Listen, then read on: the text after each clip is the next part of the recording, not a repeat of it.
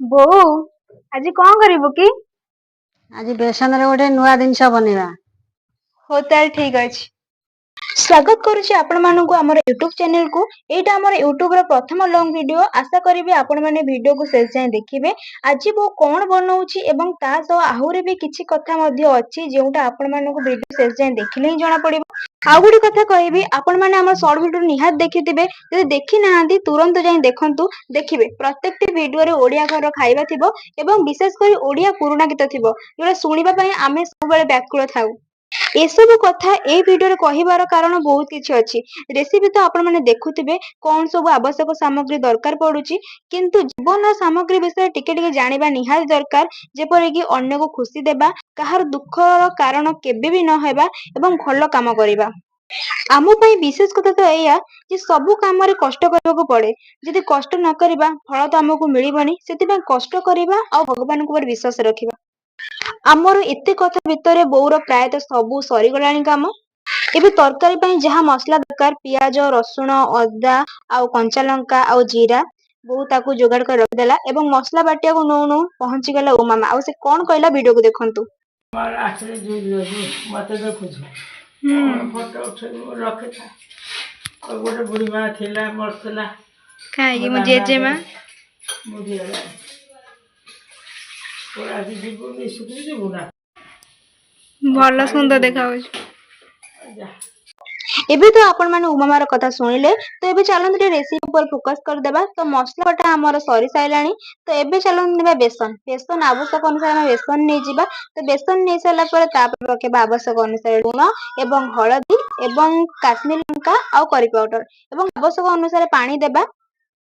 ବେସନରେ ପାଣି ଦେଇ ସାରିଲା ପରେ ଆମେ ଆମ ମନ ମୁତାବକ ଗୋଳେଇବା।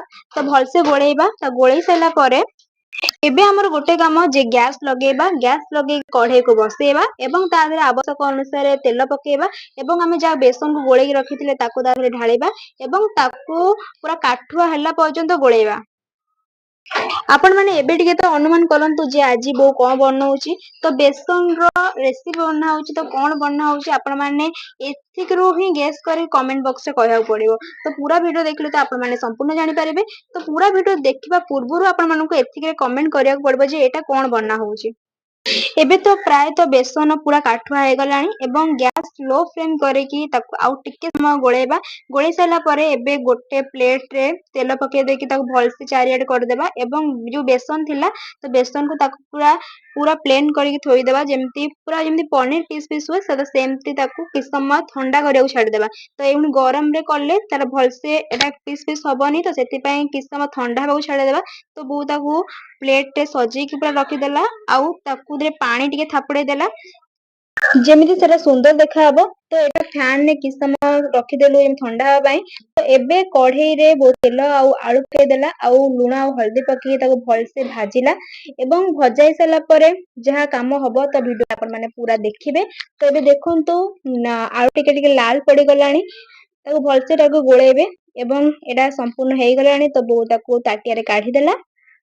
ଏବେ ଆମେ ଆସିଗଲୁ ଥଣ୍ଡା ହୋଇଥିବା ବେସନ ପାଖକୁ। ତ ଏବେ ବେସନ ଟା ପୁରା ଥଣ୍ଡା ହେଇଯାଇଛି ଆଉ ଦେଖନ୍ତୁ ବୋଉ କାଟିଲା ବେଳେ କେତେ ସୁନ୍ଦର ପିସ୍ ପିସ୍ ହଉଛି ଆଉ ଲାଗୁଛି ପୁରା ପନିରର ସ୍ଵାଦ ଭଳି ଲାଗିବ ଏଇଠୁ ହିଁ ଜଣା ପଡି ସାରିଲାଣି। ତ ଦେଖନ୍ତୁ କେତେ ସୁନ୍ଦର ପିସ୍ ପିସ୍ ହଉଛି।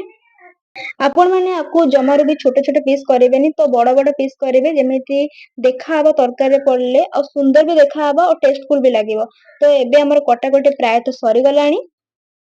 ଏବେ ଦେଖନ୍ତୁ ଏଟା କେତେ ସୁନ୍ଦର ଦେଖା ହଉଛି ଏବଂ ମୁଁ କଢେଇରେ ତେଲ ପକେଇକି ତା ଦେହରେ କଞ୍ଚା ଲଙ୍କା, ପଞ୍ଚଫୁଟଣ, ତେଜପତ୍ର, ପିଆଜ ଏବଂ କ୍ୟାପସିକମ ଆଉ ଲୁଣ ଆଉ ହଳଦୀ ତ ଆବଶ୍ୟକ ଅନୁସାରେ ପକେଇ ସାରିଲା ପରେ ବୋଉ ତାକୁ ଗୋଳେଇ ଦେଲା। ଆଉ ଯେପର୍ଯ୍ୟନ୍ତ ଟିକେ ଟିକେ ଲାଲ ପଡିବା ପର୍ଯ୍ୟନ୍ତ ଗୋଳେଇବେ। ଆଉ ଲାଲ ପଡି ସାରିଲା ପରେ ତାର ଯୋଉ ମସଲା ବଟା ହେଇଥିବ ମସଲା ତ ତା ଦେହରେ ପକେଇବେ ଆଉ ମସଲା ଧୁଆ ପାଣି ସେଟା ତ ମେନ୍। ଆଉ ତାପରେ ଟମାଟର ପକେଇକି ଭଲସେ ଗୋଳେଇ ଦେବେ। କିଛି ସମୟ ଏହିପରି ଗୋଳେଇ ସାରିଲା ପରେ ତାପରେ ପକେଇଦେବେ କରି ମସଲା ଏବଂ କାଶ୍ମୀର ଲଙ୍କା। ତ କଲର ବହୁତ ଭଲ ଆସିବ। ଆଉ କିଛି ସମୟ ଗୋଳେଇ ସାରିଲା ପରେ ଏବେ ଆପଣ ମାନଙ୍କୁ ଗୋଟେ କାମ କରିବାକୁ ପଡିବ ଯେ ମସଲାର ଗନ୍ଧ ନ ଆସିବା ପାଇଁ ତ ଘୋଡଣି ଟିକେ ଘୋଡେଇ ଦେବେ ଆଉ କିଛି ସମୟ ଘୋଡେଇ ସାରିଲା ପରେ ଉଠିକି ଦେଖିବେ ତ ମସଲା ପୁରା କଷି ହେଇଯାଇଛି ଆଉ ତାକୁ ଟିକେ ଗୋଳେଇ ଦେବେ। କିଛି ସମୟ ଗୋଳେଇ ସାରିଲା ପରେ ଏବେ କଣ କରିବେ ନା ଭଜା ହୋଇଥିବା ଆଳୁକୁ ସେ ମସଲାରେ ପକେଇବେ ଆଉ ପୁଣି ତାକୁ ଗୋଳେଇବେ ଆଉ କିଛି ସମୟ ଗୋଳେଇ ସାରିଲା ପରେ ଏବେ କଣ କରିବେ ନା, ତ ଆବଶ୍ୟକ ଅନୁସାରେ ପାଣି ଦେଇଦେବେ ଆଉ ପାଣି ଦେଇକି ତାକୁ ଭଲସେ ଗୋଳେଇ ଦେବେ। ଆପଣମାନଙ୍କୁ ଗୋଟେ କାମ କରିବାକୁ ପଡିବ ଯେ କେତେ ଥର ଭିଡିଓରେ ଗୋଳେଇବାର ପ୍ରୋସେସ ଆପଣମାନେ କଲେଣି କମେଣ୍ଟ ବକ୍ସ ନିହାତି କହିବେ। ଏବେ ଆମକୁ ଗୋଟେ କାମ କରିବାକୁ ପଡିବ, ଯୋଉ ପାଣିକୁ ଫୁଟିବା ପାଇଁ ଆମେ କିଛି ସମୟ ଛାଡିଦେବା, ତ ତାକୁ ଘୋଡଣୀରେ ଘୋଡେଇ ଦେବା ଆଉ ଘୋଡେଇ କିଛି ସମୟ ପରେ ବାହାରକୁ ଦେଖିବା ତ ପାଣି ପୁରା ଫୁଟି ସାରିଛି। ତ ଏବେ ଆମେ ଯୋଉ ବେସନ କାଟିକି ରଖିଥିଲେ ତ ତାକୁ ଆମେ ପକେଇ ପାରିବା। ଗୋଟେ କଥା କହିବି, ତ ଆପଣମାନେ ବେସନକୁ ଭାଜିକି ମଧ୍ୟ ପକେଇ ପାରିବେ ନହେଲେ କଞ୍ଚା। ତ ପନିରର ଯେମିତି ପ୍ରୋସେସ ତ ବେସନର ସେମିତି ପ୍ରୋସେସ। ତ ଆପଣମାନେ ଏମିତି ଥରେ ଘରେ ବନାନ୍ତୁ ଦେଖିବେ।